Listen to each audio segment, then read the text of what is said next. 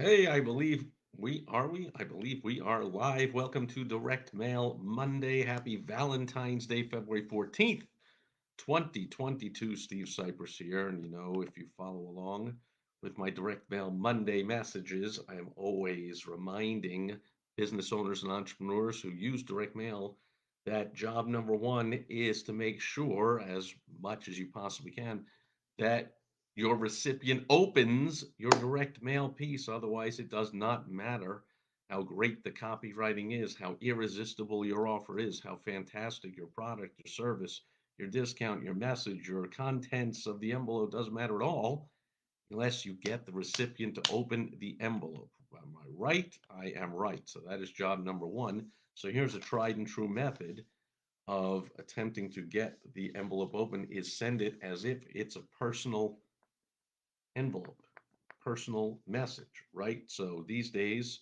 as we know for a while now, since small business owners and entrepreneurs have become relatively stupid in their marketing and have ceased, for the most part, to use direct mail, which is still the number one biggest bang for the buck in all of marketing and advertising. All the top marketers and advertisers use it, of course. And there's a reason that 90% of businesses fail.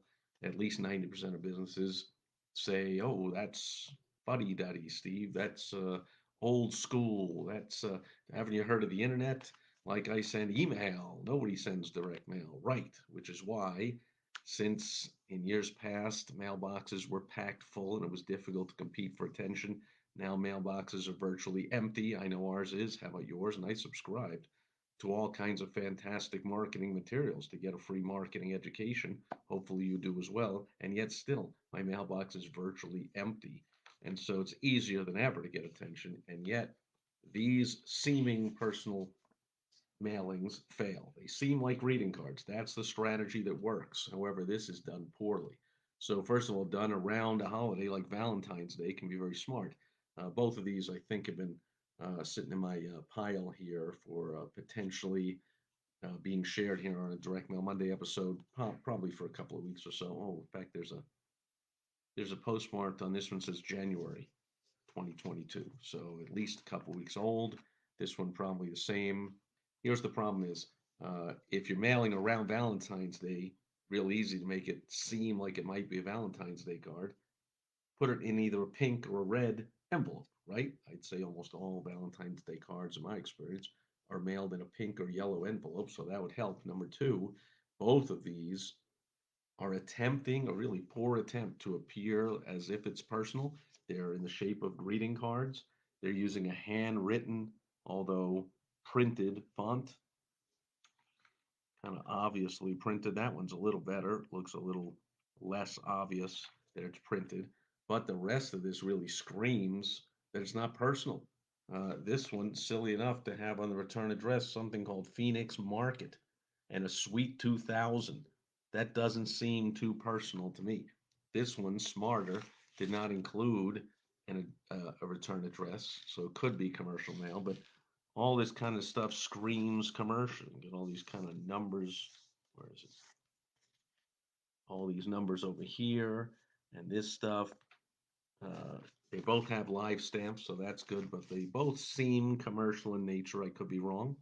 Yeah, this one also with all this barcode stuff on the bottom just doesn't seem like it's personal. So kind of failed there. But let's open them up and see. Maybe they are personal messages from friends or family or a secret admirer actually sending me a Valentine's Day card in a white envelope, even though I have been extremely happily married to my beautiful wife Michelle for over 18 years. You never know. Carrying it a little step further, this one is sending a note on yellow lined paper. So there you go.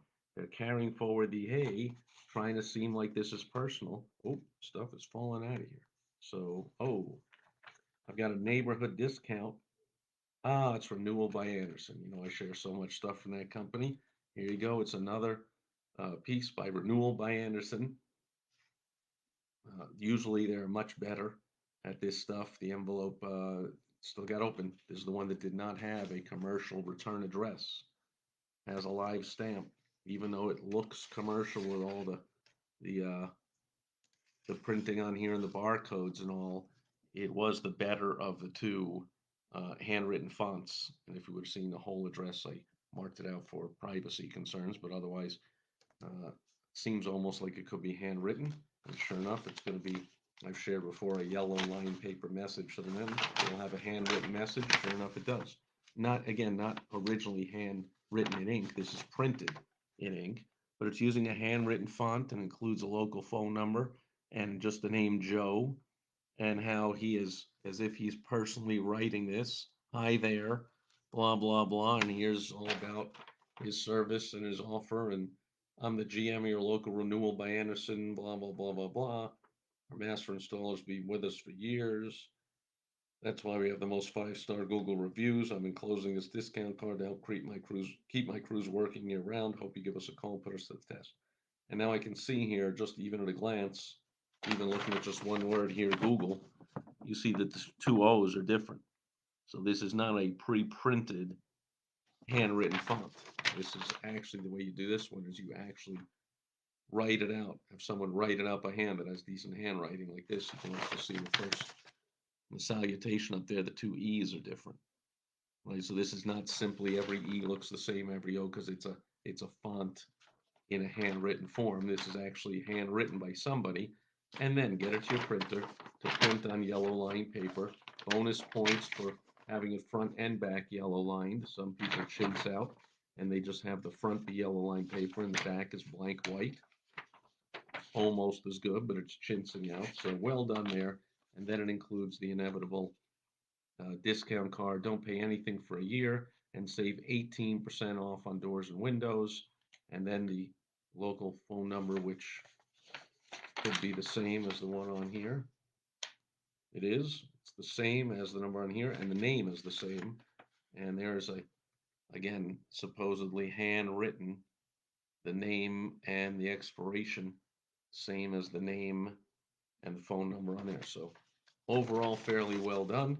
Just the envelope itself did seem a little too commercial for my test to give it a perfect score, but well done there. Let's see, it's a tough one to live up to, but let's see this other one. First failure of the other one is obvious. It is addressed to someone who has been deceased for coming up on 7 years. In a month, it'll be 7 years since my mom passed away.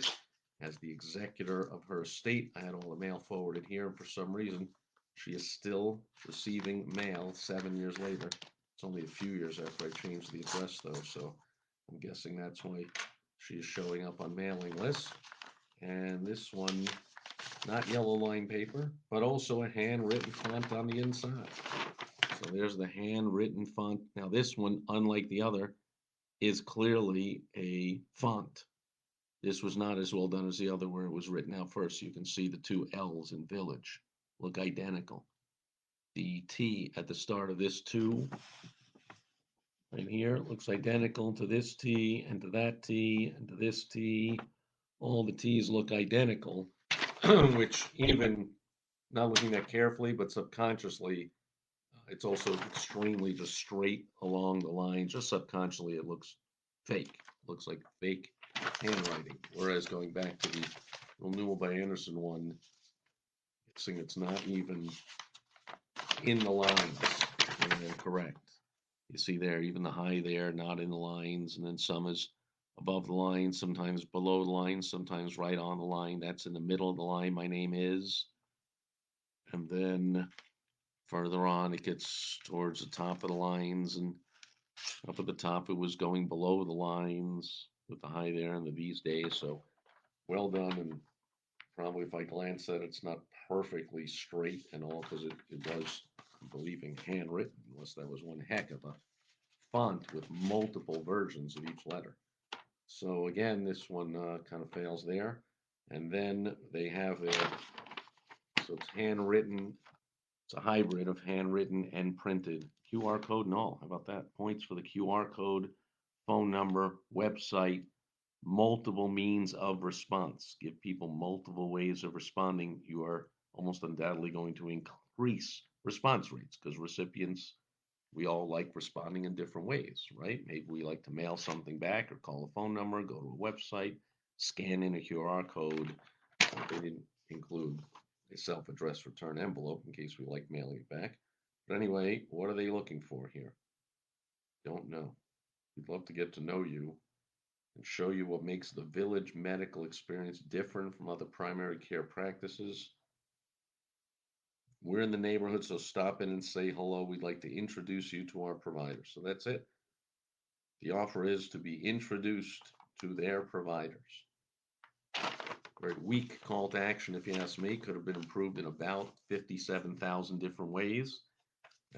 We'll save that for another episode if you want to know quicker than waiting for me to record a video on that, or write an article, or post an audio, or whatever it is. You can go to helpfromsteve.com, get on my calendar, and I'll help you out with this or anything else when it comes to bringing in the cashola, the clients, the patients, the members, the customers, whatever it is to your business. Make a deal. You be the expert on whatever it is you do, whatever product or service you deliver. I am the expert in how to get them coming to you. So you don't have to chase them. I help you to get them to come running to you, check, credit card, cash in hand, practically begging, could you please take me on as a customer, client, patient, member? Do you have room for me? Wow. How soon can you come out? When can I come in and buy this? All those kind of responses are what I can help you get. If you want, go to helpfromsteve.com or stay tuned to more of my Direct Mail Monday or other videos where I will help you make more money and have more fun in your business. That'll do it for Valentine's Day, Monday, February 14th, 2022. I'll be back here again tomorrow on Topical Tuesday. Today's Direct Mail Monday, tomorrow. Topical Tuesday. I will catch you then. Over and out. Bye bye. Gotta click all kinds of things here. There we go.